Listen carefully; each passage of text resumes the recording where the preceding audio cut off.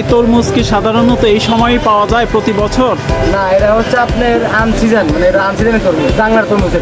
এটা কোথায় থেকে আসে? এটা আসতে যাতে বরিশালের ওই সাইডে, এটা হচ্ছে জাংলার তরমুজ, জাংলার। প্রতি বছর কি এরকম টাইমে পাওয়া যায়? বছর এই টাইমে পাওয়া যায়, কিন্তু পরিমাণে কম। মানে পরিমাণে কম, কিন্তু এই তরমুজগুলো মিষ্টি বেশি, লাল বেশি। কিন্তু এই বছর এই তরমুজের আমদানি অনেক বেশি দেখা যাচ্ছে। অনেক বেশি। তোমরা কোথায় থেকে এটা আনো? এটা আমরা আনি বরিশাল থেকে। বরিশাল থেকে আনো। এখানে নিকটবর্তী আড়ত কোথায়? আরও তো হচ্ছে আপনার ইসা যায়, বগুড়া আছে, বেড়া আছে। বেড়াতে আছে। হ্যাঁ, প্রতি বছরই কি এরকম সময় এই তরমুজের আমদানি হয়ে থাকে? না, এটা হলো ডাল সিজন, মানে এখন হলো জাংলার তরমুজ এগুলো। এটা কোথায় থেকে আসে? এটা বেশিরভাগের নাট খুলনা থেকে আসে। খুলনা থেকে আসে। কীরকম এটা বাজার দর কীরকম? বাজার দর এখন একটু বেশি। কত করে কেজি? এখন কেজি বিক্রি হচ্ছে হলো 80 টাকা, না ওই 80 টাকা বেচা, 80 টাকা করে। 70।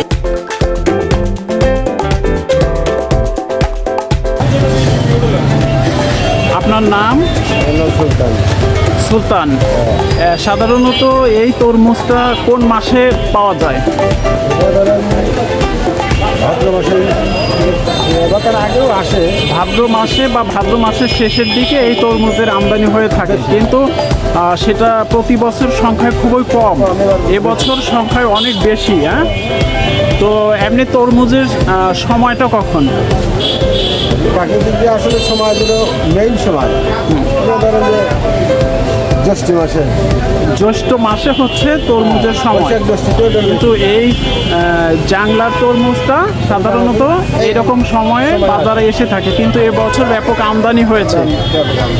ধন্যবাদ। প্লিজ। সুনীল কুমার। এই তরমুজ কি সাধারণত এরকম সময় আসে? আসে কিন্তু এই সিজনে কম। আচ্ছা, এই সিজনে কম, কিন্তু এবছর ব্যাপক আমদানি হয়েছে। আমদানি আর হচ্ছে সাধারণত তরমুজের সিজনটা কখন? জ্যৈষ্ঠ মাস বা বৈশাখ, এই সময়ে পাওয়া যায়, দেশীয় তরমুজ পাওয়া যায়, কিন্তু এই জাংলার তরমুজটা সাধারণত এই সময়ে কম পাওয়া যায়, কিন্তু এবছর ব্যাপক আমদানি হয়েছে এবং মানুষ মোটামুটি কিনছে। আমিও কিন্তু আগেও কিনছি, ভালো। আচ্ছা, মিষ্টি লাল। সিজনাল তরমুজের চেয়ে এই তরমুজটা মিষ্টি হবে বেশি। হ্যাঁ, আচ্ছা, সিজনের চেয়ে এই তরমুজটা এখন মিষ্টি হবে বেশি।